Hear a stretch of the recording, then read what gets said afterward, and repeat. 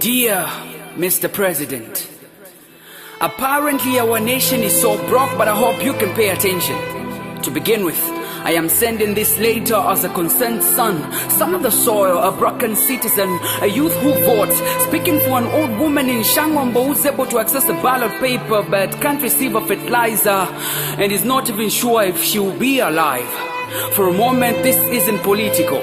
It is a letter to remind you, sir, that it's embarrassing to call you dad when we can't even cry on your shoulder.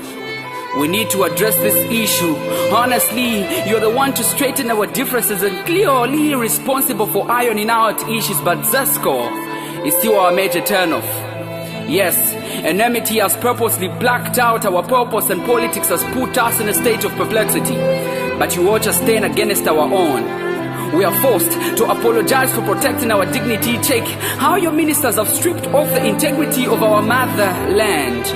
There is this spleen sense of spite, malice and venom running within your government, and we are proudly called a Christian nation. Lawlessness and corruption, brokenness and deception in your administration. I still can't believe that Ruth Mbandu's blood still cries for justice. Well, they said investigations are underway, but how many more innocent young lives shall we lose?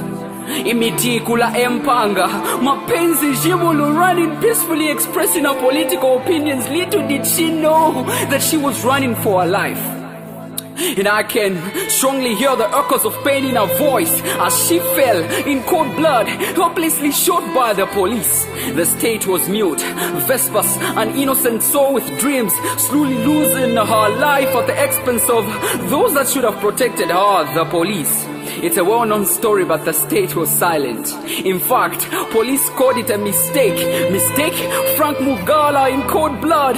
Friends, watching him fighting for his breath, his dreams shattered. Are you aware that he was the one to deliver his family out of deep poverty in Chazanga? But in all of this, Mr. President, I cry that you may speak. Tell us, are we safe? Is our land safe? Am I next? Mr. President, as citizens, we have questions. Please, explain why no court proceedings have begun on suspected ritual killers who are behind bars. Justice delayed is justice denied. Out of curiosity, are you comfortable seeing our brothers and sisters being scored by the Chinese? Why have you allowed foreigners to take our birthright? I want to remind you that we haven't forgotten. You said it yourself. Ubomba muivala muivala. So tell me about the fire tenders, Mukula tree, the Auditor General's report, presidential jet, university meal allowances, target missing money, the unusual bond with the Chinese, load shedding, corruption, fuel prices, youth empowerment, and the 48 miracle houses. Tell me all about that. I miss those days when men, women and children had freedom of expression without fear of being arrested for standing up on what is right. As a voter, I deserve to know why your government sells code, hate, resent and direct citizens. We pray and fast yet rob and distort. A father who doesn't protect his children is not wise, but you're defined as a humble man. I pray you take us to our promised land, revisit the wrongs and make it right. It is never too late to rebuild your legacy. How safe will this letter reach to you without getting cited for disrupting peace and being a threat to the nation?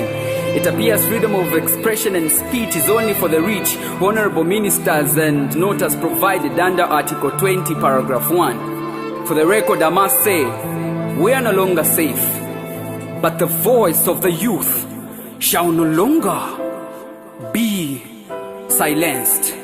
Take this into consideration. Yours faithful, unemployed youth, Zoe the poet.